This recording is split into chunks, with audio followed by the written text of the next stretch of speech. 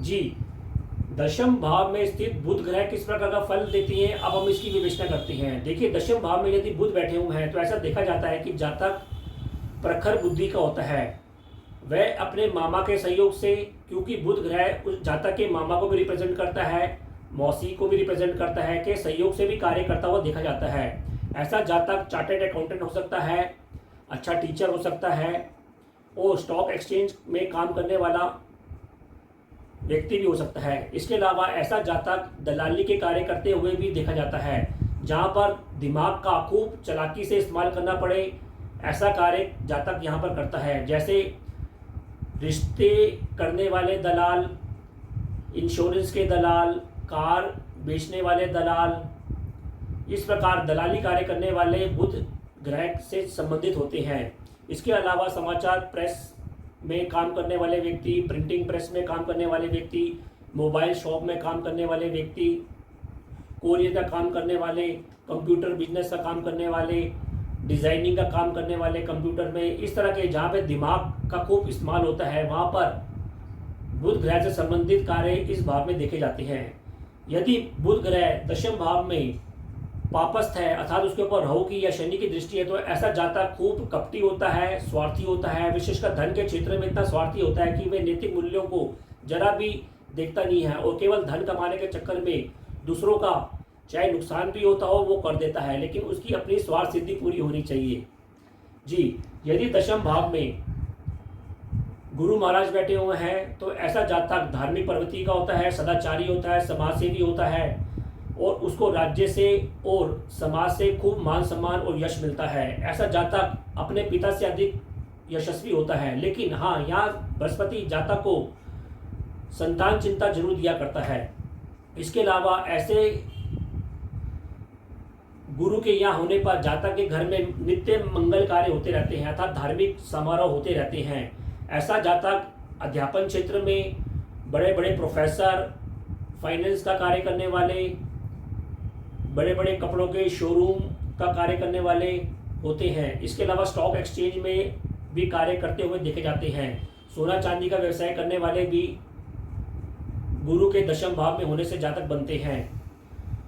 यदि कर्म क्षेत्र में शुक्र बैठे हुए हैं और पॉजिटिव शुक्र बैठे हुए हैं तो जातक खूब मिलनसार होता है, संसारिक कार्यों करने में दक्ष होता है, हंसमुख होता है और समाज में मान सम्मान पाता है। विशेषकर स्त्रियों के बीच वह मान सम्मान पाता है। ऐसा जातक कलाकार होता है, अभिनय करता है, उसे संगीत में रुचि होती है, स्त्रियों से संबंधित वस्तुओं में भी उसकी रुचि होती है और उससे संबंधित व्यवसाय करता है। ऐसा जातक खेती बाड़ी में भी रुचि लेता है, इलेक्ट्रॉनिक, परफ्यूम्स, बड़े बड़े शोरूम्स के कार्य उसको सफल बनाते हैं। ऐसा जातक फोटो फिल्म्स का भी कार्य करता है। देखिए, उदाहरण के तौर पर मैं अपना एक निजी उदाहरण आपको देता हूँ। मैं संजीव आर्या, मेरी कुंडली में भी दशम भाव में शुक्र और शनि बैठे हुए हैं। शुक्र जैसा कि आप जानते हैं कि फोटो फिल्म्स को रिप्रेजेंट करता है, और शनि जैसा कि आप जानते हैं कि केमिकल्स को रिप्रेजेंट करता है।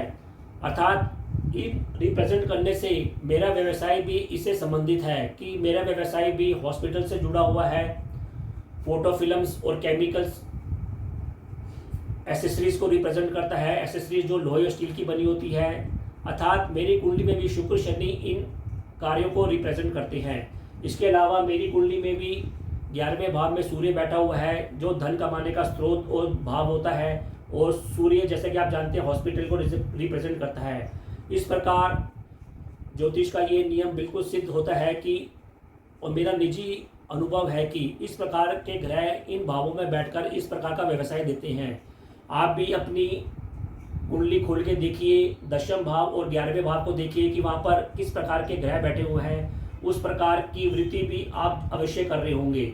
और यदि आपको वृत्ति के अनुसार आपको अच्छा फल नहीं मिल रहा तो कृपया करके आप दशम भाव और 11वें भाव में जैसे ग्रह हैं उस अनुसार अपनी वृत्ति को चेंज करें, क्योंकि आज का समय बदलाव का समय है और अगले 2 साल आने वाले सब जातकों को खूब सफलता देंगे। इसलिए मेरा ये आपसे सलाह है, बाकी निर्णय आपको करना है कि यदि आपको अपने जीवन में कोई चेंज करना है तो कृपया करके अपनी कुंडली में 10वें और 11वें भाव में स्थित ग्रहों को देखिए और उस अनुसार बदलाव करके अपने भावी जीवन को खुशहाल बनाइए। अब हम बताते हैं कि दशम भाव में शनि किस प्रकार का फल प्रदान करते हैं। यदि यहाँ पर शनि ग्रह बैठे हुए हैं तो आपके व्यवसाय को शुरू में तो वो मंदा रखते हैं, लेकिन जहाँ तक अपनी मेहनत के द्वारा 44 साल के बाद शनि जहाँ तक नई नई ऊंचाइयों को छूता है, अर्थात अपनी मेहनत द्वारा जहाँ तक स्वयं अपना व्यवसाय को खड़ा करता है, उसको भारी तौर पर मदद कुछ कम मिलती है, लेकिन शनि का एक लाभ ये मिलता है कि जो उसको मदद मिलती है वो सॉलिड होती है, अर्थात उसके 2-4 मित्र ऐसे होते हैं जो उनको सॉलिड तौर पर उनकी मदद करते हैं। यहाँ पर शनि जातक को कर्तव्यनिष्ठ भी बनाता है, अर्थात समाज उसके ऊपर भरपूर विश्वास करता है। ऐसा जातक खूब मेहनती होता है और समय का पाबंद होता है। यदि यहाँ पर शनि अशुभ दृष्टि में है तो ऐसा भी देखा जाता है कि आजकल जो व्यवसायी टैक्स की चोरी करते हैं या कुछ गलत काम करते हैं, ये सब काम भी शनि ही करता है, लेकिन यह अशुभ शनि करता है। तो कहने का तात्पर्य ये है कि 10वें भाव में शनि बैठकर यदि शुभ है तो आपको अच्छा ज्योतिषी भी बनाता है, भविष्य वक्ता भी बनाता है, आपको गंभीर भी बनाता है। और यदि ये अशुभ दृष्टि में है तो शनि आपको धीरे धीरे आपके कर्मों के हिसाब से आपको भविष्य में फल भी देता है। जी अब हम दशम भाव में स्थित राहु किस प्रकार का फल देते हैं उसकी व्याख्या करते हैं। देखिए, यदि दशम भाव में राहु ग्रह बैठे हैं तो जातक प्रभावशाली व्यक्तियों का सहयोग मिलता है, जातक सत्ता का लोलुप होता है, राजनीति में उसको सफलता मिलती है। लेकिन अशुभ राहु जैसे कि उसकी वृत्ति होती है, वह वैश्यवृत्ति से या नशे के व्यापार से भी खूब धन कमाता है। ऐसा जातक मुकदमे में भी जातक को विजय मिलती है और जातक लेखन और प्रिंटिंग प्रेस के कार्य भी करता हुआ दिखता है। यदि दशमस्थ राहु के ऊपर शुभ ग्रहों की दृष्टि है, जैसे सूर्य की दृष्टि है, मंगल की दृष्टि है, बृहस्पति की दृष्टि है, तो जातक को अपने माता पिता से या भाई बहनों से कष्ट देखने को मिलता है। इसके अलावा जातक को जीवन में अचानक विष योग से उसकी मृत्यु होने की भी संभावना बनी रहती है। यदि दशम भाव में केतु बैठे हुए हैं तो ऐसा जातक अभागा ही होता है। लेकिन यदि शुभ केतु बैठा हुआ है तो जातक तंत्र मंत्र में दक्ष होता है, ज्योतिष का अच्छा जानकार होता है, लेकिन उसको वाहन से गिरने की संभावना होती है और गिरकर उसकी मृत्यु या अपंग होने के भी चांसेस होते हैं। ऐसा जातक कठिन से कठिन कार्यों को भी अपनी निडरता के साथ पूर्ण कर लेता है, ऐसा देखा जाता है। अब हम आपको बताएंगे कि दशम भाव में स्थित ग्रह और ग्रहों की दृष्टि से यदि आपको सफलता नहीं मिल पा रही है तो हम कुछ उपाय बताएंगे जिनको करके आप अपने कर्म को शुद्ध कर सकते हैं और अपने व्यवसाय में होने वाली असफलता को दूर कर सकते हैं। देखिए, सबसे पहले आपको अपने लगन को शुद्ध और स्ट्रॉन्ग करना चाहिए, क्योंकि लगन आपका प्राण होती है, आपकी शक्ति होती है। यदि आप लगन को स्ट्रॉन्ग करेंगे तो आप जीवन में अच्छे कर्म कर पाएंगे और अपने व्यवसाय में कार्य कर पाएंगे। तो अपने लगन के स्वामी को शुद्ध करना चाहिए, उसका उपाय करना चाहिए। इसके बाद आपको शनि की उपासना करनी चाहिए, क्योंकि शनि देवता आपको कर्म के ज्ञाता होते हैं, मेहनत के ज्ञाता होते हैं। यदि आप शनि को भी साधते हैं, शनि पूजन करते हैं, तो आपको इससे कर्मशील बनते हैं। इसके अलावा आपको अपने बुध ग्रह की भी उपाय करना चाहिए, क्योंकि बुध ग्रह आपके बुद्धि का होता है। यदि आपकी बुद्धि अच्छी होगी तो ठीक जगह पे चलेगी। इसके लिए आपको बुध ग्रह की उपासना करनी चाहिए, सरस्वती माता की उपासना करनी चाहिए।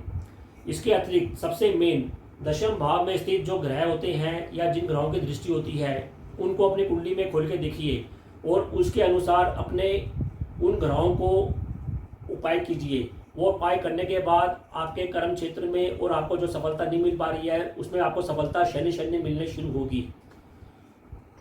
तो इस प्रकार आज हमने अपने वीडियो में दशम भाव से संबंधित